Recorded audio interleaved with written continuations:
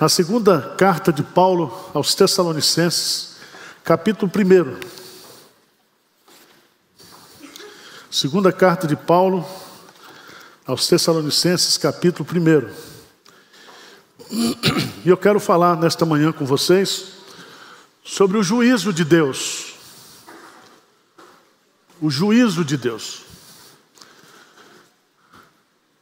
Esse é um assunto que está dentro da escatologia bíblica. E muitas vezes a gente deixa de falar desse assunto. Às vezes nós ficamos discutindo sobre a segunda vinda, sobre o milênio, sobre o anticristo, sobre o arrebatamento da igreja, e a gente só não fala do juízo. E quando você olha para o mundo hoje, e você observa as injustiças que são cometidas, a doutrina do juízo de Deus é uma doutrina que nos conforta, que nos anima. Amém? Então eu quero explicar isso para vocês. Nós lemos aqui, texto de Gênesis capítulo 15, que o nosso Deus, Ele é o juiz de toda a terra. Toda a terra. Então vamos ler no texto. Paulo escrevendo a sua segunda carta aos Tessalonicenses. Ele escreveu essa carta provavelmente entre os anos 51 a 53. A igreja de Tessalônica foi a igreja que ele plantou. E aqueles irmãos tinham muitas dúvidas sobre essa questão da situação dos crentes depois que morrem. E na primeira carta ele explica isso. Mas na segunda carta ele vai retomar aqui essa questão do juízo, porque outras perguntas foram feitas. Vamos lá. 2 Tessalonicenses 1, de 3 até o versículo 12, diz assim: Irmãos, cumpre-nos dar sempre graças a Deus no tocante a vós outros, como é justo, pois a vossa fé cresce sobremaneira, e o vosso mútuo amor de um para com os outros, e vai aumentando, a tal ponto de nós mesmos nos gloriarmos de vós nas igrejas de Deus, à vista da vossa constância e fé, em todas as vossas perseguições e nas tribulações que suportais. Sinal evidente do reto juízo de Deus, para que sejais considerados dignos do reino de Deus, pelo qual, com efeito, estáis sofrendo. Se de fato é justo para com Deus que Ele dê em paga a tribulação aos que vos atribulam, e a vós outros que sois atribulados, alívio juntamente conosco, quando do céu se manifestar o Senhor Jesus, com os anjos do seu poder, em chama de fogo, tomando vingança contra os que não conhecem a Deus, e contra os que não obedecem ao Evangelho de nosso Senhor Jesus. Estes sofrerão penalidades de eterna destruição, banidos da face do Senhor e da glória do seu poder, quando vier para ser glorificado nos seus santos e ser admirado em todos os que creram, naquele dia, porquanto foi crido entre vós o nosso testemunho.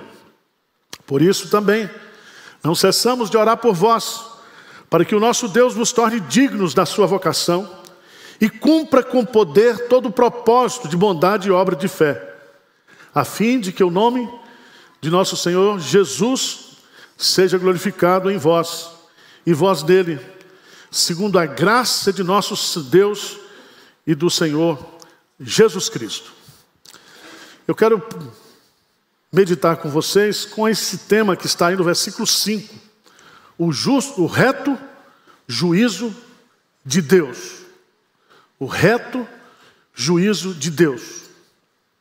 Essa é uma expressão usada por Paulo, inspirada pelo Espírito Santo.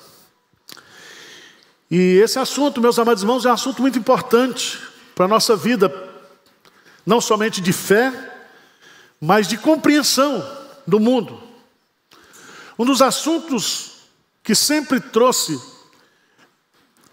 discussões entre os crentes em toda a história é porque os ímpios prosperam e os justos vivem vida difícil, vida de sofrimento.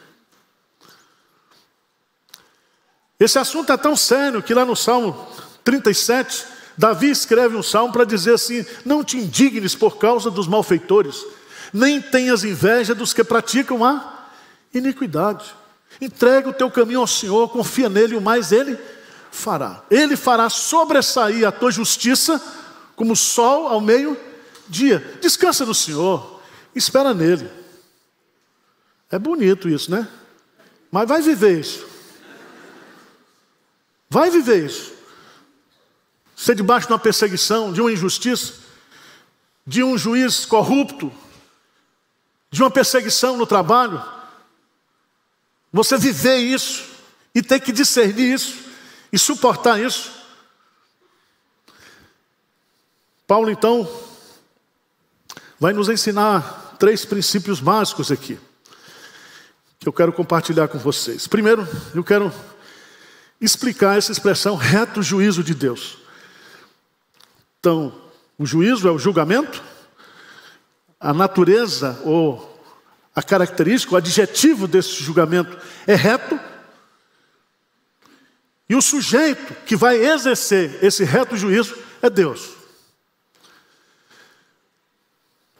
Mas preste atenção, Deus como juiz, ele possui 4 atributos, 4 qualidades muito importantes, que só ele tem. A primeira delas é que somente Deus, ele possui autoridade para legislar e julgar. Se você for para os 3 poderes aqui, um poder é o legislativo e o outro é o judiciário. Mas Deus, ele reúne em si esses poderes. É ele que cria leis, ele que estabelece as leis. Ele é a referência moral do universo. A lei moral que nos é dada lá, né, em Êxodo capítulo 20, Deuteronômio capítulo 5, essas leis são aplicáveis a todas as nações da terra, em todos os tempos. Passarão os céus e a terra, e as leis de Deus continuarão. Amém? Não são leis casuísticas, não são leis compradas, porque Deus era um juiz incorrupto. Não é algo negociado. E é tão interessante, porque o nosso Deus, ele como juiz, ele possui autoridade para legislar e julgar. Segundo, ele é justo e julga com justiça. Não há parcialidade, não há segundo interesse. Terceiro, ele é um justo juiz, porque ele é capaz de discernir a verdade. Ele sonda os corações, ele conhece os nossos pensamentos. Antes que uma palavra chegue à minha boca, ele já sabe tudo. Ele nos sonda, ele nos conhece profundamente. Ele sabe com quem está a verdade.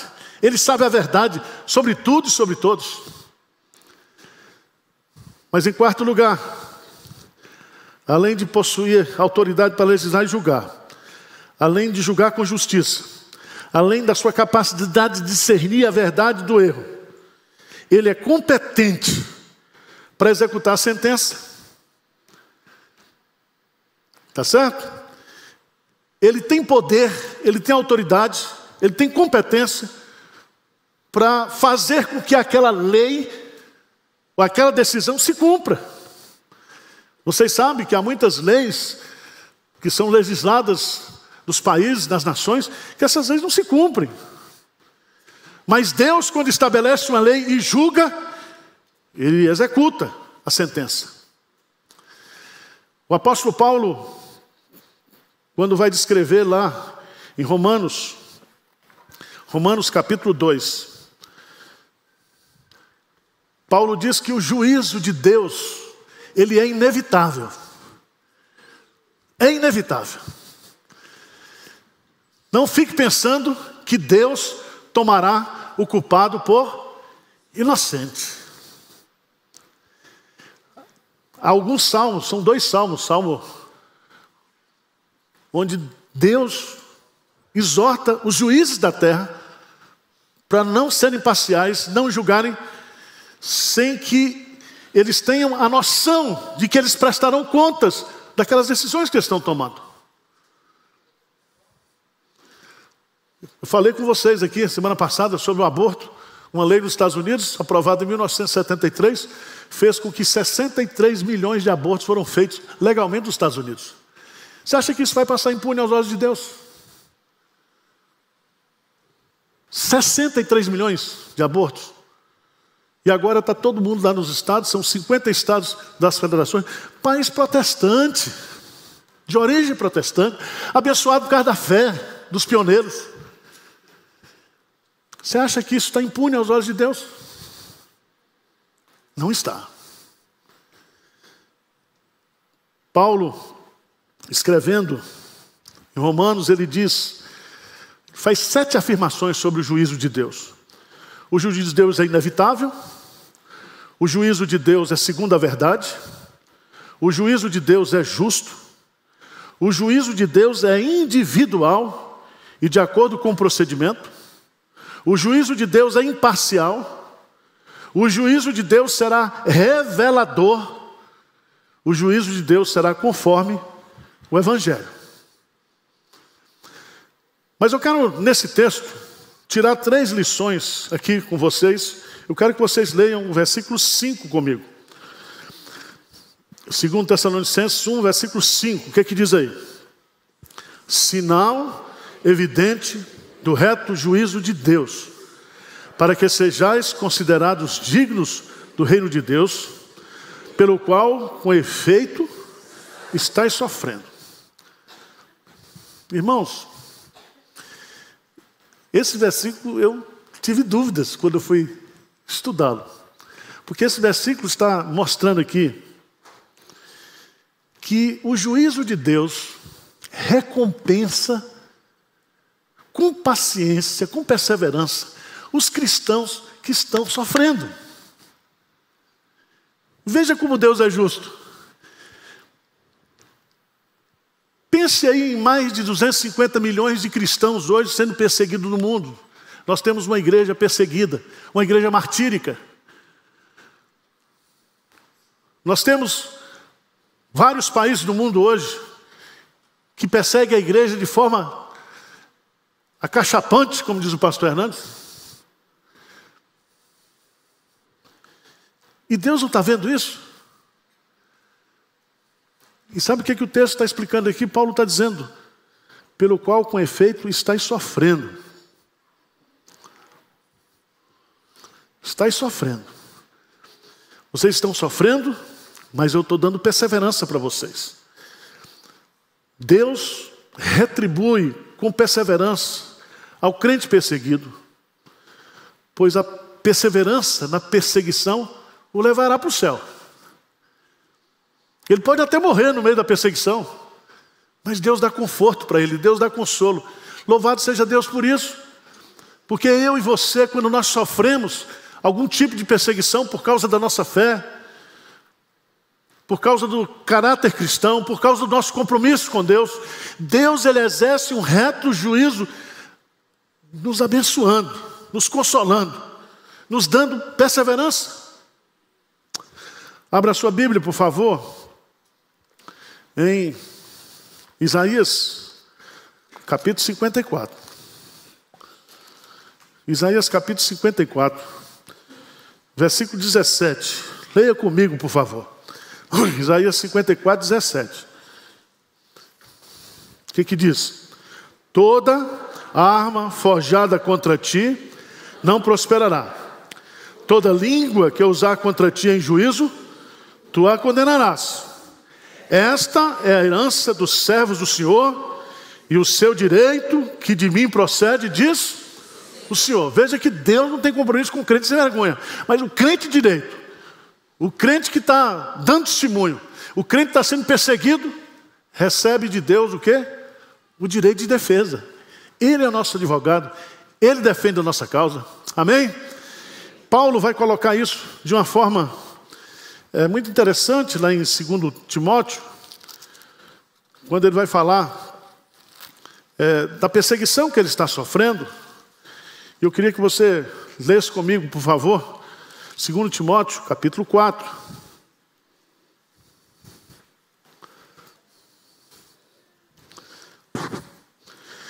partir do versículo 9, Paulo vai derramar seu coração. Mas no versículo 16, veja assim: na minha primeira defesa ninguém foi ao meu favor, antes todos me abandonaram, que isso não lhe seja posto em conta. Mas veja no versículo 17, lê comigo. Mas o Senhor me assistiu e me revestiu de forças, para que por meu intermédio a pregação fosse plenamente cumprida, e todos os gentios a ouvissem, e fui libertado da boca do leão. O Senhor me livrará também de toda obra maligna, e me levará salvo para o seu reino celestial. A Ele glória pelos séculos dos séculos. Amém. Que coisa linda. Se você está sofrendo por Cristo, você é um bem-aventurado. Se você está sofrendo por causa da sua fé, você tem a bênção de Deus na sua vida. Deus não vai desamparar você. Deus fará com que você complete a sua carreira. Amém? Então anima o coração. Anime o coração. Quem já foi perseguido aqui por ser crente, levanta a mão. Na escola, no trabalho? Não. Mas ninguém aqui levou tapa, não. Por causa de Jesus, ainda não, né? O dia está chegando, tá? Segundo lugar, segunda lição que nós aprendemos, que Paulo quer nos ensinar. Em 2 Tessalonicenses, veja lá. O reto juiz de Deus recompensa com paciência e com perseverança os cristãos que estão sofrendo. Mas em segundo lugar, o justo juízo de Deus retribui com aflição aqueles que perseguem a igreja. Veja aí, por favor, no versículo 7. No versículo 6, desculpa. O que diz aí? Se de fato é justo para com Deus que Ele dê em paga tribulação aos que vos atribulam. Então preste atenção. Não mexa com crente. Não persiga a igreja de Deus. Não procure destruir a igreja. Porque Deus paga com tribulação. Para começar. Depois é com fogo mesmo, eterno. Se não se converter. Irmãos, Deus proíbe a gente de promover a vingança. Romanos 12 diz: não vos vingueis uns aos outros. É fácil para vocês? É fácil? Eu quero matar. Eu quero ir para cima. Dá o outro lado do rosto. Eu faço assim.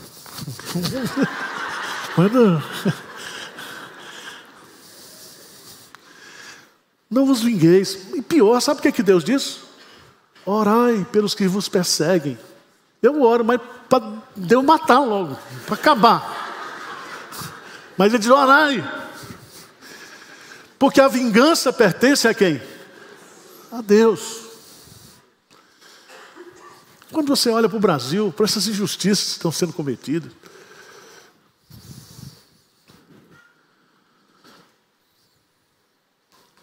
vamos dar um pulinho lá no Salmo.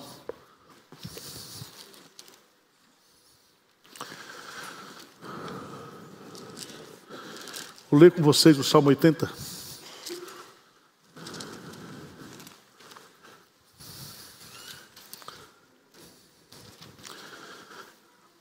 Salmo 82. Asaf diz uma coisa assim. Então é muito confortador isso para você e para mim. Porque eu não posso sentar na cadeira de juiz. Eu não posso julgar o irmão. Quem nos julga é o Senhor. Mas veja que a Bíblia também não esconde o problema desse pecado. O Salmo 82 diz assim: Deus assiste na congregação divina, no meio dos deuses estabelece o seu julgamento. Até quando julgareis injustamente e tomareis partido pela causa dos ímpios? Fazei justiça ao fraco e ao órfão, procedei retamente com o aflito e o desamparado, socorrei o fraco e o necessitado, tirai-o das mãos dos ímpios. Eles nada sabem, nem entendem, vagueiam em trevas, vacilam todos os fundamentos da terra. Eu disse, sois deuses, sois todos filhos do Altíssimo.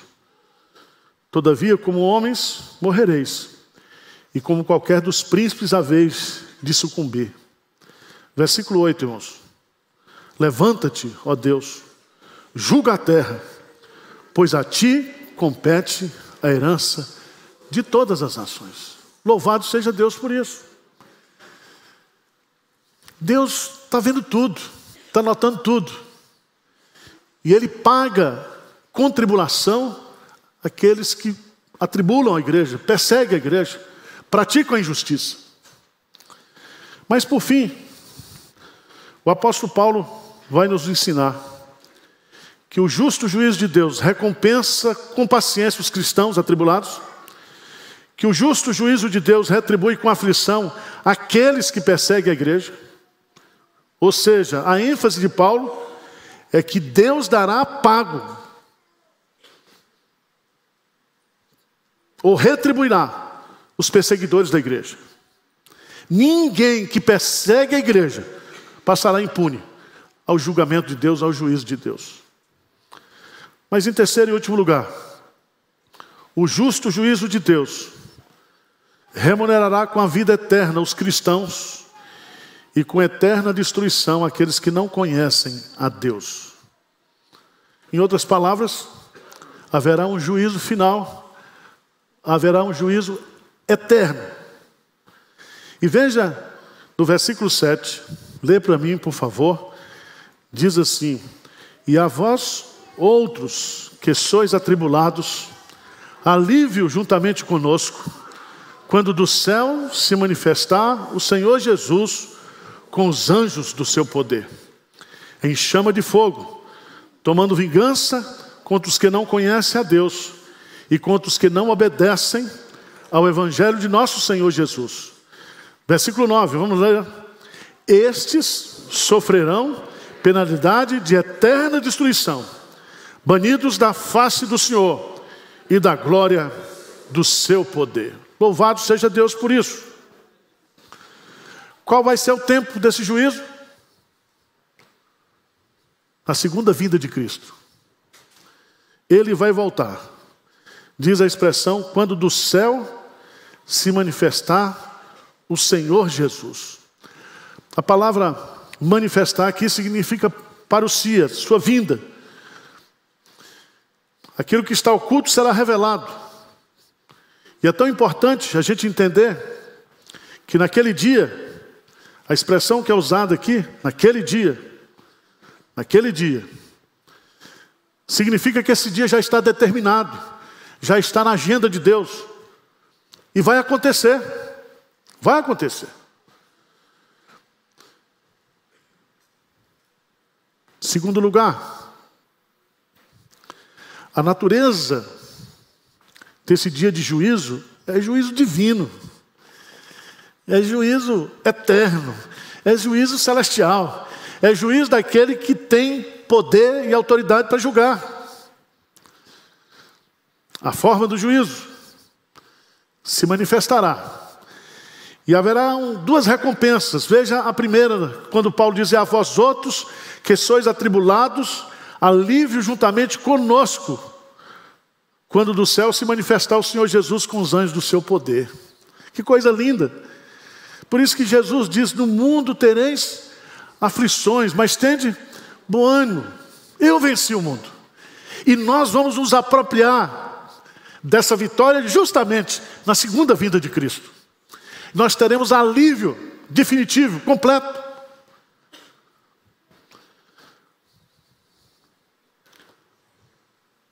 Tem uns irmãos que estão me orando com cara feia aqui. Por quê? Hã? Que é só sermão de amor, né? De consolo, de encorajamento. Mas a Bíblia diz isso. Veja claramente, irmãos, a forma do juízo. Os anjos virão com ele para a execução do juízo. Será em chama de fogo. Isso indica que o Senhor manifestará a sua santidade, o seu poder, a sua glória. Por isso que a gente não pode brincar com Deus, porque o nosso Deus, ele é fogo devorador. Por isso a gente não pode tomar decisões na vida contra pessoas, contra a igreja, contra Deus, sem nos lembrar que existe o julgamento. Que o mundo caminha dentro de um princípio de moralidade, de justiça, que Deus vai fazer. O salmista diz lá no Salmo que Deus se ira todo dia com as injustiças que ele vê na terra. Todos os dias Deus se ira. Nós gostamos daquele versículo que diz que as misericórdias do Senhor se renovam todo dia. Mas Deus também, quando ele contempla as injustiças do mundo, ele se ira, e a sua ira é justa. Porque é um repúdio com aquilo que é errado.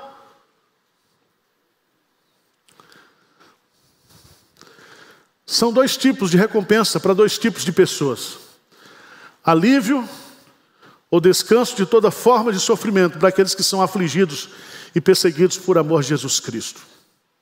Em outras palavras, vida eterna, gozo eterno, consolo eterno, prazer eterno, alegria eterna. Amém? O outro grupo, vingança divina contra os que não conhecem a Deus e não obedecem o Evangelho. E o texto é pesado. Diz: esses sofrerão penalidade de eterna destruição, banidos da face do Senhor e da glória do seu poder. Não se trata de aniquilação ou cessação de existência, mas de destruição eterna. Irmãos, isso é uma coisa infernal, porque significa uma existência eterna e consciente, longe da presença de Deus. Por quê? Porque não creu no Evangelho. Porque além de não crer no Evangelho, perseguia aqueles que criam no Evangelho. O juízo vem. O juízo vem. O dia já está marcado. Os céus já estão preparados para invadir a terra e para fazer justiça. Ele julgará o mundo com justiça e todos os povos com equidade. Amém? Se você está em Cristo, você não precisa temer o juízo final. Porque lá no juízo final vão levantar sua capivara.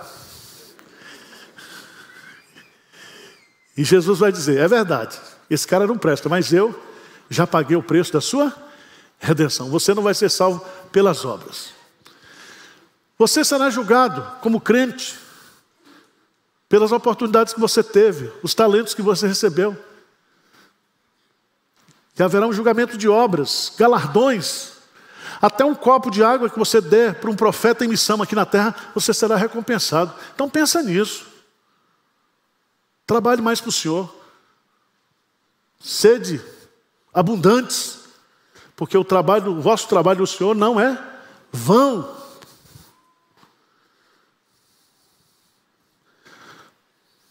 Mas pense também, em mesmo sofrendo perseguição, entrega para Deus. A vingança não lhe pertence. Pastor, mas você não sabe o que eu estou passando. Descansa no Senhor. Entrega o teu caminho ao Senhor. Agrada-te do Senhor. Paulo diz lá em Romanos 12, não te deixes vencer pelo mal, mas vence o mal com o bem. O bem. Irmãos, o justo juiz de Deus também coloca no nosso coração a urgência de pregarmos o Evangelho, de levarmos o Evangelho a toda criatura. Aquela parábola de Jesus, daquele rico e de Lázaro, Lucas capítulo 16. registra-nos lá que veio um recado do inferno para nós que estamos vivos. Quando aquele que estava em tormento disse para o pai Abraão: mande avisar lá em casa, porque eu tenho irmãos e eu não quero que eles venham para cá. E Deus responde, Jesus coloca lá, ele tem lá a lei e os profetas. Ouçam. Então, a única maneira de sermos absolvidos por Deus é crer no Evangelho. A única maneira de nós levarmos conosco alguém para o céu é pregando o Evangelho. Então, não vá para o céu sozinho, leve alguém com você. Seja um missionário, tá bom? Vamos ficar